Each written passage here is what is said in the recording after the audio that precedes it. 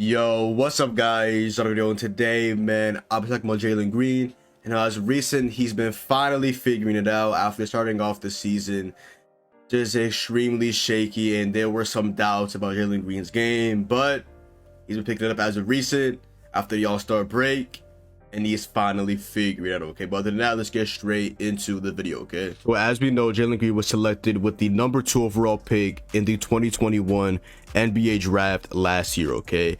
He did not go the college route, and he went the NBA G League Ignite route, where he signed a 1-year deal for $600,000 and went on to average 18 points, 4 rebounds, and 3 assists per game with the G League Ignite team that was full of both current and former NBA players, okay? That G League Ignite team included guys like himself, Jared Shack, Amir Johnson, current Warrior Jonathan Kuminga, current teammate of Jalen Green on the Rockets, Dacian Nix, and Isaiah Todd, who right now is currently a Washington Wizard, okay? So that team had a really good amount of talent, okay? This team definitely was a mix of younger and older guys as young as 18, guys as old as 36 and 37, and Jared Jack. Like, it was a mixture of really just the older and younger generation, okay? So Jalen Green has always had this type, okay?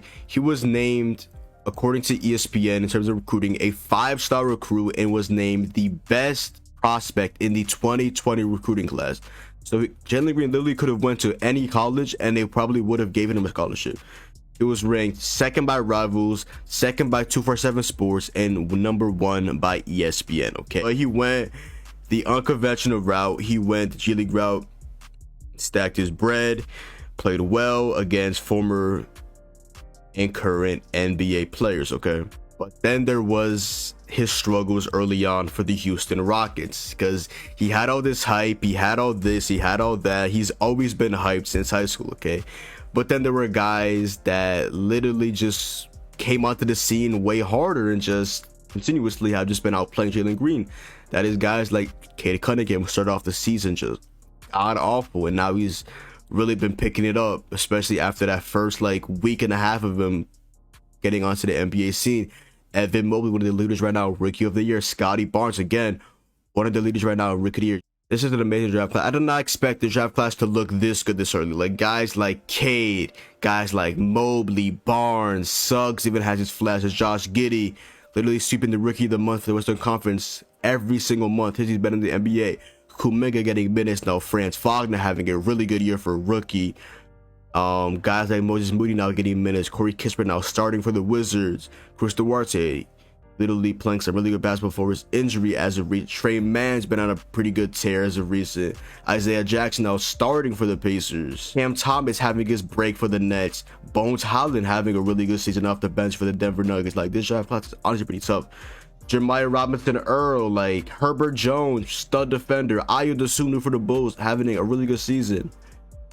Kessler Edwards had his decent amount of production for the Nets. Now it feels like ever since Jalen Green's been selected by the Rockets, he's earned some sort of backlash, whether that was his claim on he had this chip on his shoulder after the Pistons didn't select the number 1 over Cade Cunningham, and then he said he didn't want to play in Detroit, and then there's just all this back and forth between him just talking about how he has this chip on his shoulder as he was the number 2 overall pick. So kind of an interesting take right there. So yeah, and then we see him struggle early on into the scene until as of recent he has had some of the most insanely inefficient games where people just have their doubt in him.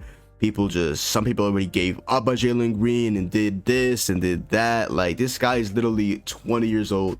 People have already labeled him as a bust. People have already labeled him as not a good prospect anymore just because of his inefficiency. So, but yeah, that definitely would not be me. I don't give up on prospects that I drafted literally this year, the number 2 overall pick, and have this much potential, okay?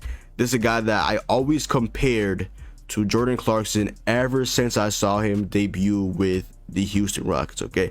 A guy that just can provide instant offense, create his own shot. He's just a more athletic version of Jordan Clarkson. Obviously, he can be a better player than Jordan Clarkson right now, but currently he's still right around Jordan Clarkson, because he needs to be able to go ahead daily basis, go ahead starting in the lineup with him and KPJ. He should be putting up close to 20 points per game. I know it's rookie season, I'm not expecting to put up 20 out of the gate, so maybe in the next couple of seasons Jalen Green should definitely be averaging close to 20 points per game, as he's one of the best scorers and really should be the best scorer in this 2021 draft class. Okay, but like I was saying about Jalen Green, he's got a lot of backlash, whether that's his inefficiency. Then as of recent, he was in a dunk contest, he was one of the favorites, him and Obi Toppin, and he brought out an NFT, which was his first L, and it was a highlight of him on a necklace. He gave it to Isaiah Thomas, Pistons legend, and Isaiah Thomas put it around his neck. And after that, Jalen Green went ahead and missed 8 consecutive dunks before he finally hit this dunk right here.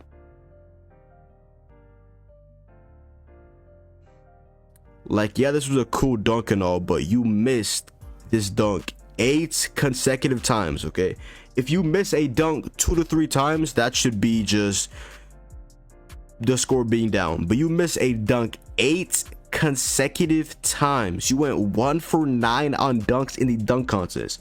This might have been one of the worst dunk contests of all time, headlined by guys like Obi Toppin, who was the favorite to win, and he did win. JTA, Cole Anthony, and Jalen Green. Jalen Green literally should have been second in this dunk contest, and yeah, it just wasn't it at all. He just went, just try to go for these dunks, and then he just didn't hit them, and then he got even more backlash. But he came back strong after the All-Star break, and as of recent, he's really just been picking it up and finally figuring it out. The Rockets last night, they went ahead and beat the Grizzlies right now, who are the second best record-wise team in the NBA, right behind the Phoenix Suns, after just recently leapfrogging the Golden State Warriors, who have been struggling, and I think are 2-8 in their last 10 games. Especially without Draymond Green, that is just very, very tough. So like I was saying earlier about Jalen Green, he's had some super inefficient games, but as of recent, last night against the Grizzlies, he went ahead and had 24 points, went 8 for 17, 2 for 7 from 3, 8 rebounds and 4 assists. And he made a play late game, but literally just made me almost get out of my seat. Just an absolute cook, absolute big session, just absolutely just cooked on this play right here.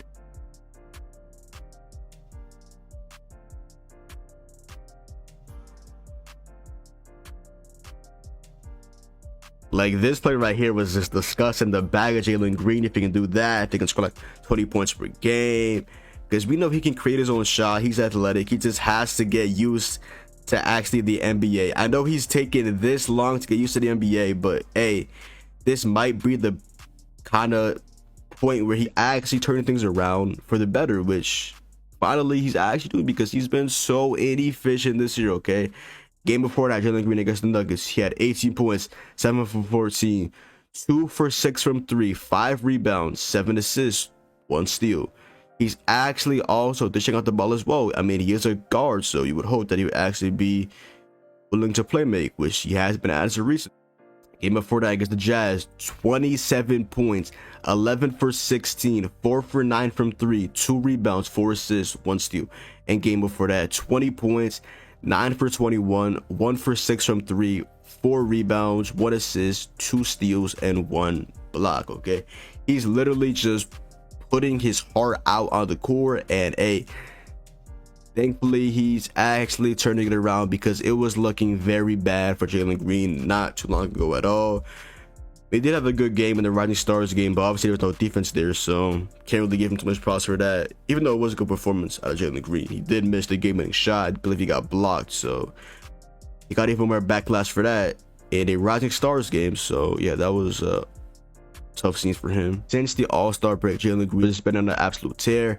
He has had 3 20-point games, including a 20, 27, and a 24-point game as of recent. Okay, and I am just all here for it, as I've never obviously give up on Jalen Green. I still believe he's still one of the best prospects. He just took a lot longer than expected to get used to the NBA, and finally he's actually learning how to play basketball and playmaking and play defense and creating his own shot, and we just know that he's just so athletically gifted. Okay, so on the season, across 49 games, Jalen Green is averaging 15.3 points, shooting 40% from the field, 31.2% from the three-point line, 3.3 rebounds, 2.5 assists across 31 minutes a game. Okay, Jalen Green, man, shout out to you. You've dealt with all this backlash, people calling you out, calling you a bust, and you've actually been playing the best basketball stretch of your NBA career so far. Okay, hey, man, Jalen Green, man, hey, gotta keep it up, man. That play last night, like I said, against the Grizzlies, against one of the best teams in basketball record-wise, besides the Phoenix Suns, he went ahead and just absolutely just cooked and had such an efficient game when it matters. Okay, you want to do this when it matters against good teams. Okay, cooking against bad teams, okay, it gets your motivation, it gets your ego up. Okay, cool. But going off against literally a really good team in the Grizzlies, that just makes it even better. Okay, he outperformed Ja Morant last night. Like, bro, last night, I'm not gonna lie, Ja Morant, I think it went, what, 7 for 22. You saw Christian Wood, you saw KPJ and Jalen Green all outperform Ja Morant, and that was such a huge win for the Houston Rockets, who literally nobody at all thought they would win that game at all. They were like a -10 underdog to win that game, and they went ahead and won the game outright. And yeah, so Ja Morant kind of literally got outplayed by the three-headed monster in Houston, Jalen Green, KPJ, and Christian Wood. So hey, shout out to the young Rockets. I've said this a couple times. I really like their future. Obviously, Jalen Green, KPJ, Christian Wood, who they probably should trade. Josh Christopher. They probably should trade Erica Gordon in the offseason. I'm surprised they didn't trade him for like a first-round pick to the Lakers or something like that. I mean, his contract is a decent amount of money, so doubt he'll get bought out. But for a late first-round pick, that isn't terrible for Eric Gordon. He's a pretty good shooter, pretty decent defender, and of course, he has that veteran leadership. Okay. But yeah, man, Rockets, man, how do you guys feel about Jalen Green finally turning it around? Yeah, man, that backcourt, like, I've been hyping up pretty much all last offseason. Jalen Green and Kevin Porter Jr., no John Wall. I haven't even heard about him playing or being around the Rockets as of recent. So he's just literally just rotting on the bench and wasting his years of his NBA career, which he hasn't been playing for a while after literally last year getting hurt towards the end of the season for the Rockets, and then this year he's just sitting out and not getting bought out, not getting traded. Like, John Wall, I just don't know what's going on with you, man, but very tough scene. But at least I guess you're mentoring Jalen Green and Kevin Porter Jr. and the rest of the Rockets, I guess, hopefully. So hey, shout out to you, I guess, if you're still mentoring the young guys in the Rockets. Okay, but other than that, y'all, that is the video. So go down below, drop a like, comment down below. So remember to follow me on Twitch, Twitter, and TikTok. Your boy John. Hope you guys enjoyed the video, and give me your thoughts on Jalen Green. And do you guys feel like he'll have a good ending of the season? You guys think that something else will happen in terms of his production, efficiency, and all of that? Because I feel like he should end this off the season pretty well. He's got his confidence back, and he's actually being efficient and putting his heart out on the court and actually playing some of the best basketball, and playing actually the best basketball of his NBA career so far. And he's actually putting up games consecutively in a good stretch. So shout out to him actually putting the work in and for improving, because it was looking very tough early on and not too long ago. But as of recently, to pick it up, and just gotta give my props out to Jalen Green, because hey, he's putting in that work and showing on the court. Shout out to Jalen Green. Okay. But like I said at the end of this video, hopefully you guys did enjoy the video. It's your boy John, and I'm out, man. Peace.